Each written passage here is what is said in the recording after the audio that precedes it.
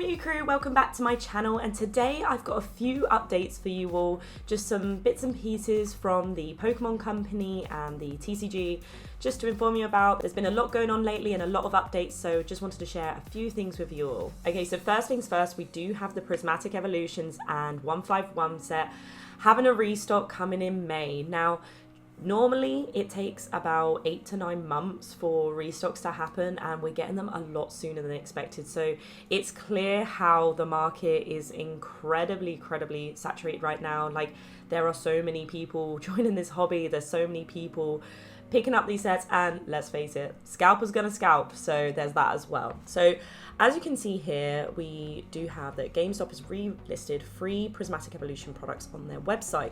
So we've got the Elite Trainer Box, the Binder Collection, and these will re-release on May the 10th, and the Tech Sticker Collection will re-release on May the 24th. So all of them did originally release in January. The free products are listed slightly above retail price, which is a little bit frustrating but understandable given the current market. In February, GameStop announced that customers would only be able to buy Pokemon TCG products in store from now on. Obviously, for those of you who live outside of America, including myself, this probably won't mean a lot. Me being from the UK, we don't have GameStop here, but for those of you that live in America, you will not be able to buy these products online. You will have to come in store. So on their website, they also show the 151 Zapdos EX box, which will re-release on May 24th, and it comes with 4 packs from the set. This actually does look really nice, and yeah, that's a re-release as well. So the Pokemon Company also announced reprints of Prismatic Evolutions back in January, and then we also got a few more updates through the week as well, which updated everyone about they are trying to make as much product as they possibly can.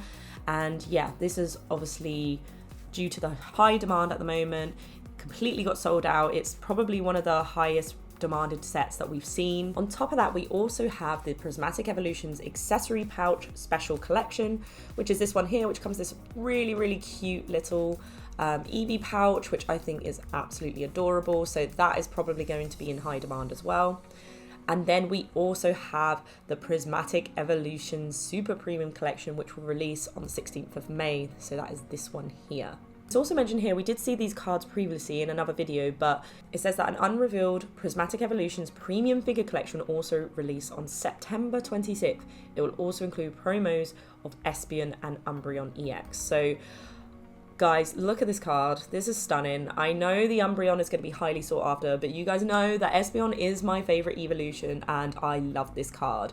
I do love the Lapras in the full art in the same sort of style as this from Stellar Crown, and this is even better because it's Espeon, who I absolutely adore. And then obviously we've got the Umbreon here. I do like the pose of Umbreon on this one actually.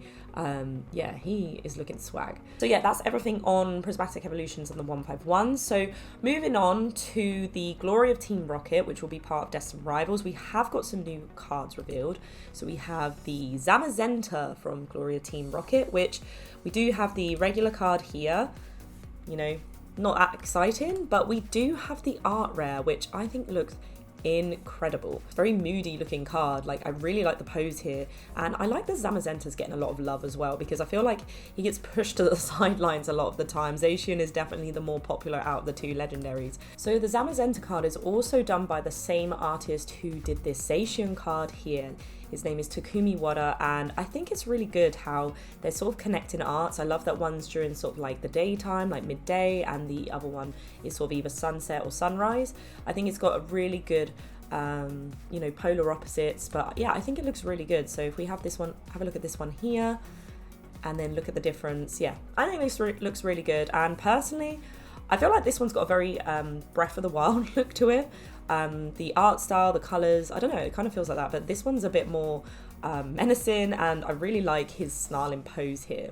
We do have Torchic, Combusken, and the Blaziken. So obviously the Blaziken here, like, this is a really nice art style, but it is just a regular card, so nothing exciting. The artwork looks cool, but yeah, no art rare here. We could be getting an art rare of Blaziken, but so far this is all that has been leaked out from the Pokemon Company. So another thing to talk about is the Pokemon Pocket paper theatre cards. Now, a lot of you have mentioned about how a lot of the Pokemon Pocket art is really, really good, and it's really frustrating that it's only in digital form. Now, I am interested to see what the Pokemon Company is going to do with the sets, whether they will release some of the sets, perhaps like Genetic Apex, like the whole set, as a physical set that we can collect. But currently, they will be selling merchandise that includes the immersive art from Genetic Apex. And because these cards were 3D and like interactive, obviously it's going to reflect that in the physical cards in these really, really nice looking like 3D blocks.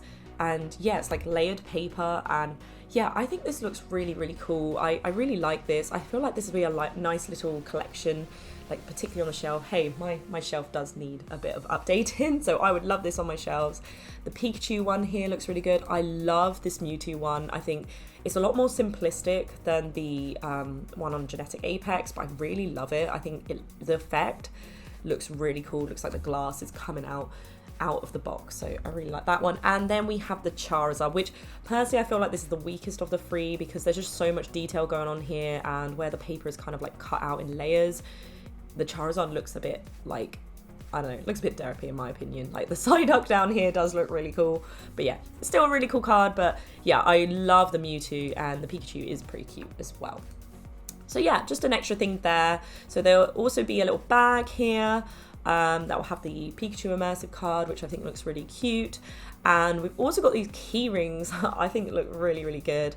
And the Smart Hold shoulder strap, card holders, and zip pouches with coins, Genetic Apex pack artwork, and a pocket sticker. So yeah, you do have all of this stuff as well. So it's not quite the whole set. We're not getting like a physical copy of the entire set.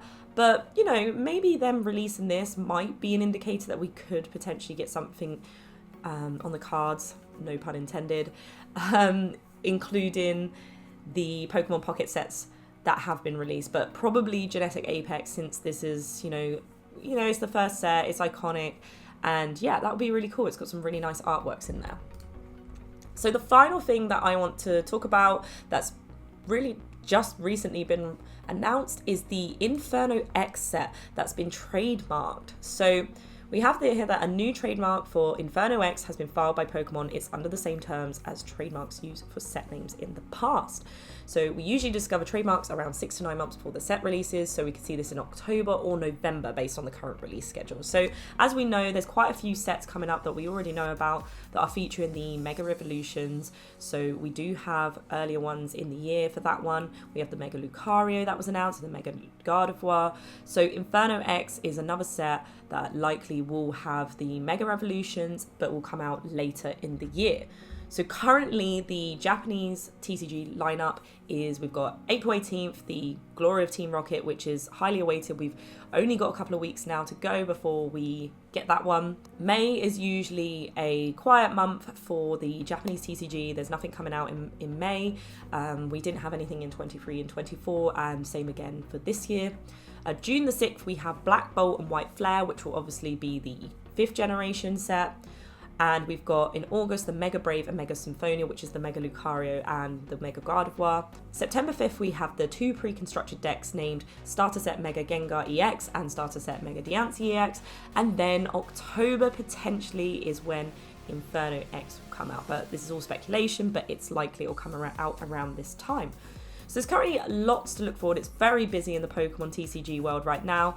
And yeah, I'm really excited for a lot of these announcements. Obviously, the Team Rocket set is the one that we are all waiting for. It is just around the corner. I'm sure we're going to get a full set list very soon, since it's going to be released in Japan in just a couple of weeks.